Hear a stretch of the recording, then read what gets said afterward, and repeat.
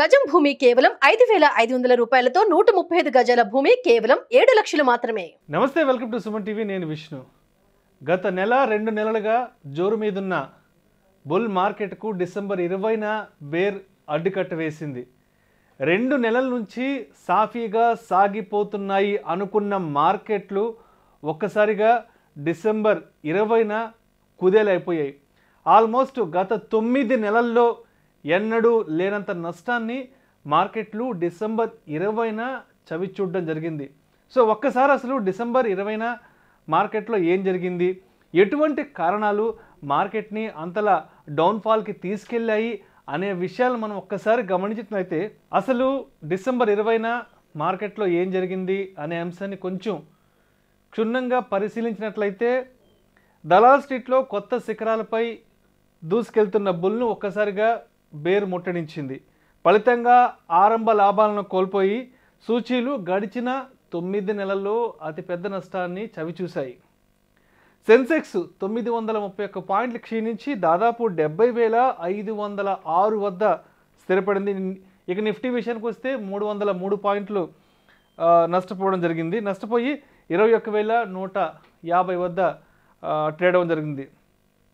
అయితే ప్రపంచ ఈక్విటీ మార్కెట్ల నుంచి కొంత పాజిటివ్ ఇండికేషన్స్ ఉన్నా కూడా డిసెంబర్ 20న మార్కెట్లో ఇంత పెద్ద ఫాల్ రావడం అనేది నిజంగా మార్కెట్ వర్గాలు అసలు జీర్ణించుకోలేకపోతున్నాయి.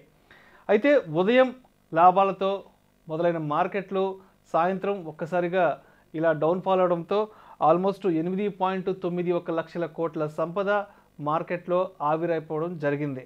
అయితే అసలు ట్రేడింగ్ ప్రారంభ దశలో సెన్సెక్స్ 476 పాయింట్లు లాభపడి 71,913 వద్ద, అదేవిధంగా నిఫ్టీ 140 పాయింట్లు పెరిగి 21,593 వద్ద జీవితకాల గరిష్ట మార్కెట్లు నమోదు చేశాయి. అంటే దేశీయంగా నెలకొన్న కొన్ని ప్రతికూల ప్రభావాలతో ఇన్వెస్టర్లు లాభాల స్వీకరణకు మొగ్గు చూపారు. అసలు ఓవరాల్గా మనం రీజన్స్ పరంగా చూసుకున్నట్లయితే అసలు ఎటువంటి కారణాలు డిసెంబర్ 20న మార్కెట్లను అంత డౌన్ఫాల్లోకి తీసుకెళ్ళాయి అనే విషయాన్ని కొంచెం క్షుణ్ణంగా చూస్తే, లాభాల స్వీకరణ అంటే ప్రాఫిట్ బుకింగ్ అనేది డిసెంబర్ 20న పెద్ద ఎత్తున జరిగింది. ఎందుకంటే ఆల్మోస్ట్ మార్కెట్లు అంటే 71,000 క్రాస్ అయిపోయినాయి. సో 71,000 మార్కెట్లను చూశాక సో ప్రతి ఒక్కరికి ప్రాఫిట్ బుక్ చేసుకుని ఎగ్జిట్ అయిపోదామన్న ఆశ, అత్యుత్సాహం అందరిలో నెలకొందంటే ఇంతకంటే మార్కెట్లో పెద్ద హైని చూడాల్సిన పని లేదు. సో మనం పెట్టిన పెట్టుబడులకు ఇప్పటి వరకు వచ్చిన లాభాలు సరిపోతాయి అన్న ఉద్దేశంతో ప్రతి ఒక్కరూ కూడా ప్రాఫిట్ బుకింగ్ చేసుకున్నారు. సో పెద్ద ఎత్తున ప్రాఫిట్ బుకింగ్ చేసుకోవడం వల్ల కూడా, అందులో లాభాలను స్వీకరించడం వల్ల కూడా పెద్ద ఎత్తున అమౌంట్ అనేది మార్కెట్లో నుంచి ఇన్వెస్టర్స్ చేతుల్లోకి వెళ్ళిపోయింది. అదేవిధంగా విదేశీ ఇన్వెస్టర్లు కొనుగోళ్ల ప్రోద్బలంతో ఆల్మోస్ట్ 7.2% మార్నింగ్ మార్కెట్ వరకు లాభపడింది. అదేవిధంగా పలు రంగాల షేర్లు అధిక వాల్యుయేషన్ వద్ద ట్రేడ్ అవుతున్నాయి. సాంకేతిక చార్టులు అధిక కొనుగోళ్లు సంకేతాలను సూచిస్తున్నాయి. వరుస ర్యాలీలతో గరిష్ట స్థాయి వద్ద లాభాల స్వీకరణ అనివార్యమైందని మార్కెట్ వర్గాలు అభిప్రాయపడుతున్నాయి. అంటే ఏదైతే మార్కెట్ ఆల్ టైమ్ హిట్ అయిన తర్వాత ఒక్కసారిగా ప్రతి ఒక్కరం కూడా ప్రాఫిట్ బుక్ చేసుకుని వెనక్కి వెళ్ళిపోదామన్న ఆలోచన అనేది కూడా మార్కెట్ని డౌన్ఫాల్ చేయడానికి ఒక రీజన్ అయింది. తర్వాత కరోనా భయాలు. సో గత 2-3 రోజులుగా కరోనాకి సంబంధించిన వార్తలు పెద్ద ఎత్తున వెలువడుతున్నాయి.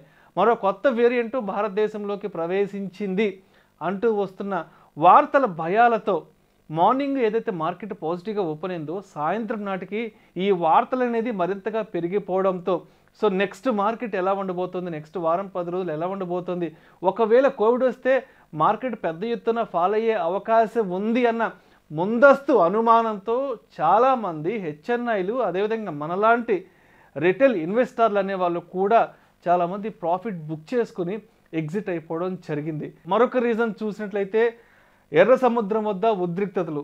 సో ప్రపంచంలో ముఖ్య నౌకా మార్గాలలో ఒకటైన ఎర్ర సముద్రంలో వాణిజ్య నౌకలపై హౌతీ తిరుగుబాటుదారులు దాడులు చేస్తూ ఉండడం వల్ల అంతర్జాతీయంగా ఒక కలకలం అనేది నెలకొనింది. సో ఇక్కడ ఏదైతే ఎర్ర సముద్రం వద్ద కొంత అనిశ్చితి, కొంత దాడులు జరుగుతూ ఉన్నాయన్న కారణంతో సో ఈ సప్లై చైన్ అనేది ఏదైతే ఉంటో, అంటే మన దేశం నుంచి ప్రపంచ దేశాలకు వెళ్ళాల్సిన సరుకులు కానివ్వండి, ప్రపంచ దేశాల నుంచి మన దేశానికి రావాల్సిన ముడి సరుకుల సప్లై చైన్ కొంత డిస్టర్బ్ కావడంతో కూడా సో ఆ ఇన్ఫర్మేషన్ కూడా మార్కెట్ని కొంత డౌన్ఫాల్లోకి తీసుకెళ్ళడానికి సో అది కూడా కొంత కారణమైంది. అంటే ఏదైతే ఎర్ర సముద్రం ఉందో సో ప్రపంచ నౌకా మార్గాలలోని అతిపెద్దదైన నౌకా మార్గం, అంటే ప్రపంచవ్యాప్తంగా వాణిజ్యాన్ని ముందుకు తీసుకెళ్ళడానికి సరుకు రవాణాకు సంబంధించి ఇది ఒక ప్రధాన మార్గం. సో ఈ ప్రధాన మార్గంలో రెగ్యులర్గా జరిగే ఏవైతే వాణిజ్య కార్యకలాపాలు ఉన్నాయో ఇక్కడ హౌతీ తిరుగుబాటుదారులు చేసిన కొంత ఇబ్బంది వల్ల ఈ సప్లై చైన్లో కూడా కొంత డిస్టర్బెన్స్ ఏర్పడడం వల్ల కూడా ఇది కూడా మార్కెట్ని కొంత వెనక్కి తీసుకెళ్ళడానికి సహకరించినట్టు అయింది. అంటే ఈ న్యూస్ కూడా. ఆ తర్వాత ప్రాథమిక మార్కెట్లో ఐపీఓ రష్. గత 2-3 నెలల నుంచి మార్కెట్ అనేది పెద్ద ఎత్తున ర్యాలీ స్టార్ట్ అయింది. చాలా పెద్ద కంపెనీలకు సంబంధించిన ఐపీఓలతో కూడా మార్కెట్లోకి రావడం జరిగింది.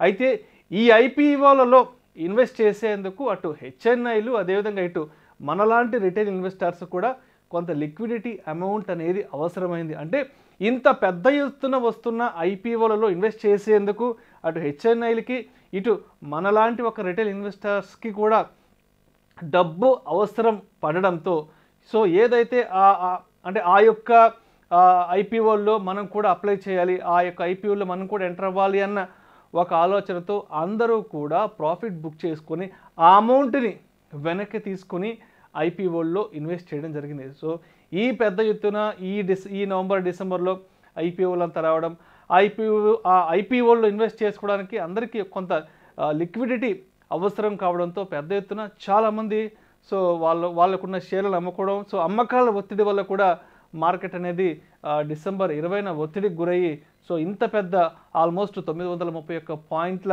గరిష్ట నష్టాన్ని కూడా మార్కెట్లో చూడడం జరిగింది. సో ఆల్మోస్ట్ గత 2-3 నెలలుగా సాఫీగా సాగిపోతున్నాయి అనుకున్న మార్కెట్లకి డిసెంబర్ 20న సో ఇప్పుడు మనం ఏదైతే చెప్పుకున్నామో ఒకటి ఈ పెద్ద ఎత్తున ఐపీఓలు రావడం, ఐపీఓలలో ఇన్వెస్ట్ చేయాలన్న ఉద్దేశంతో అందరూ ప్రాఫిట్ బుక్ చేసుకొని ఆ డబ్బుని వెనక్కి తెచ్చుకోవడం, అదేవిధంగా ఎర్ర సముద్రంలో నెలకొన్న కొంత అంతర్జాతీయ అనిశ్చితి కారణాలు అండ్ అదేవిధంగా గత 4-5 రోజుల నుంచి దేశంలో ఏర్పడ్డ కరోనా భయాలు, సో ఇవన్నీ కలిపి కూడా ఈ కారణాలన్నీ కలిపి కూడా మార్కెట్ని డిసెంబర్ 20న సో కిందకి తీసుకెళ్లడం జరిగింది.